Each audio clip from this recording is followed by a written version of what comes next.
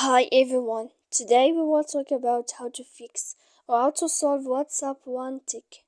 To know how to fix or how to solve a WhatsApp one tick, you should just go to settings like this. We will click. After that, in this page, you will go to default apps, app settings here, apps like this, and you will enter. Then in this list, then in this list you will go down to find the application of WhatsApp and you will enter here. We go to apps and then you will go to WhatsApp.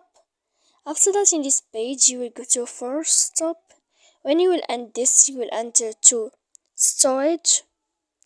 After that, in this page you will click clear cache and then you will go to click clear data, and after all that you can turn off your Wi-Fi.